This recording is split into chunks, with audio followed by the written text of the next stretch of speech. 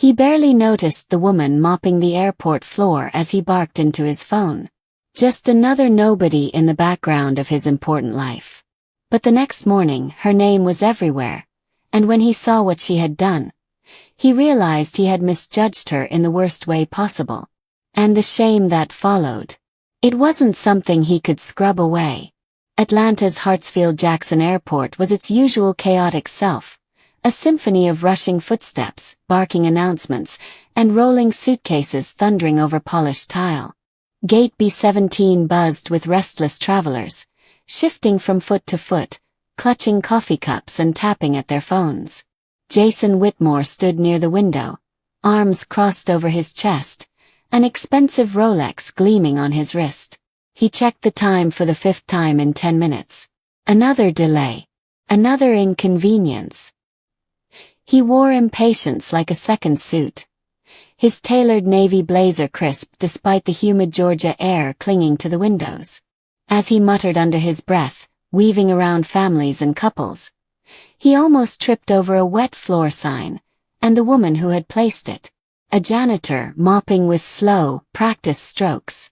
Jason scowled at the interruption, stepping aside exaggeratedly, as if personally offended by her existence. "Couldn't they clean this place when people aren't around?" he said to no one, but loud enough that heads turned. The janitor glanced up briefly. She was a black woman, maybe late 40s or early 50s, skin weathered by long days and longer nights, uniform worn but clean. Her name tag said Serena. Her eyes, tired but steady, met his for a fraction of a second before lowering again to her task. Jason shook his head and moved on, muttering something about standards. To him, she was just part of the scenery, like the trash cans or vending machines. Something you passed without thinking twice. He didn't know her story. He didn't care.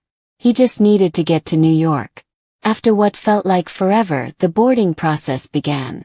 Jason breezed through the priority lane, smartphone in one hand, carry-on in the other. As he settled into his first-class seat, champagne already being poured, he allowed himself a satisfied sigh. He didn't notice Serena shuffling quietly into the economy cabin far behind him, duffel bag tucked under one arm. She was traveling cheap. No fancy bags. No special seating. Just exhaustion on her shoulders and a silent prayer that she could make it to New York in time. Somewhere over Virginia, turbulence rattled the plane. Jason barely looked up from his tablet, annoyed that it shook his scotch glass. Then came the intercom crackling to life. "Is there a doctor or anyone with medical training on board? We have a medical emergency in row 18. Heads snapped up. Whispers spread like wildfire. Jason glanced up lazily, expecting anyone to move. But no one did. Until he saw her. The janitor. Serena. Pushing past frozen passengers, she knelt by the unconscious man.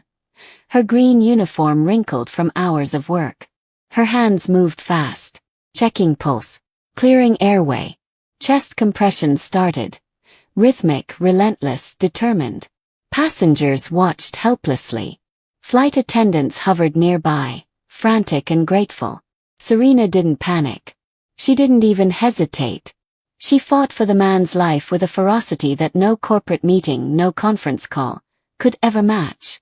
Jason watched, heart hammering strangely in his chest. He didn't understand. He didn't know her. And yet, he couldn't look away. It took 20 agonizing minutes. But then a gasp. Pulse. The cabin erupted into stunned, relieved applause. Some people cried. Others whispered prayers. Serena leaned back on her heels, breathing hard, wiping her forehead with the sleeve of her uniform. When a flight attendant knelt beside her with a water bottle and whispered, "Thank you," she just nodded, quietly slipping back into her seat. No fanfare. No bragging. Just silent, bone-deep strength. Jason turned his face toward the window, pretending to watch the dark blur of clouds, ashamed for reasons he couldn't name yet. The rest of the flight passed in uncomfortable quiet.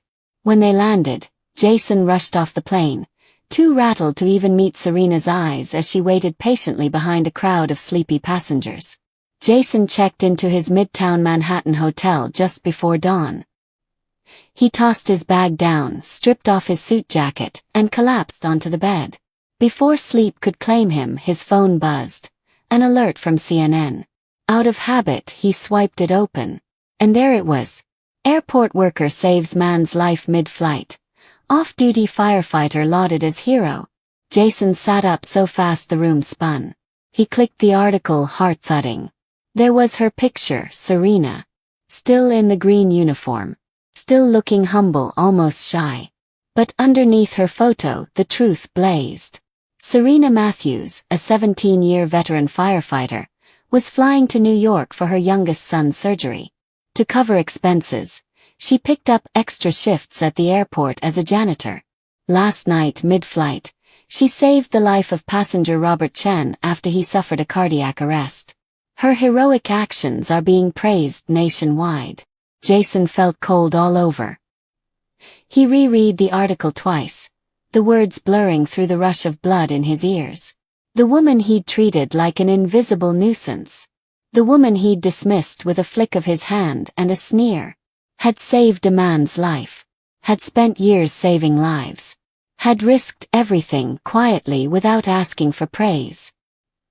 He thought about her scrubbing floors just hours after pulling men out of burning buildings. And he had mocked her.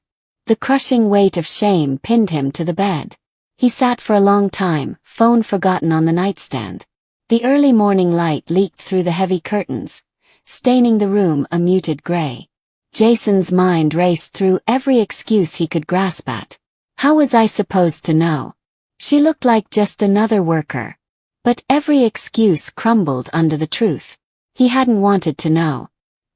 He hadn't bothered to see. He remembered how proud he'd been of his own success. The suits, the watches, the corner offices. How he'd measured worth by title, by salary, by first impressions. How many people had he brushed aside because they didn't look important? The realization hollowed him out like a rotten tooth. Jason spent the rest of the morning in a daze. He missed his meetings. Missed his calls.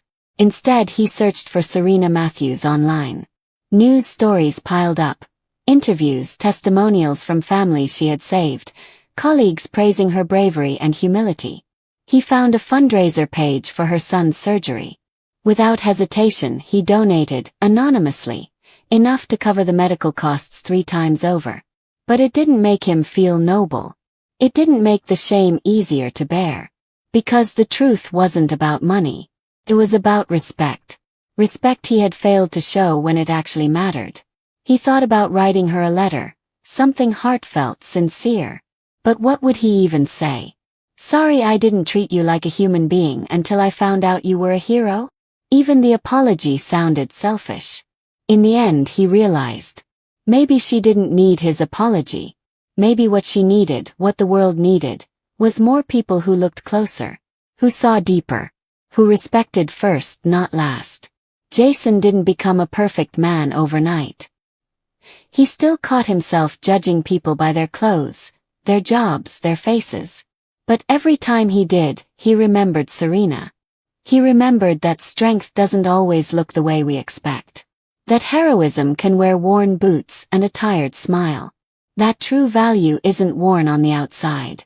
At airports now, he smiles at every janitor, every gate agent, every cab driver. Not out of guilt, out of respect. When he walks down crowded streets, he sees individuals, not obstacles. And though he never got to tell Serena Matthews thank you, he honors her by making sure he never forgets the lesson she taught him. A lesson written not in words, but in quiet, stubborn courage. Some heroes wear medals. Some heroes wear uniforms. But the greatest heroes, they carry their strength where the world rarely bothers to look.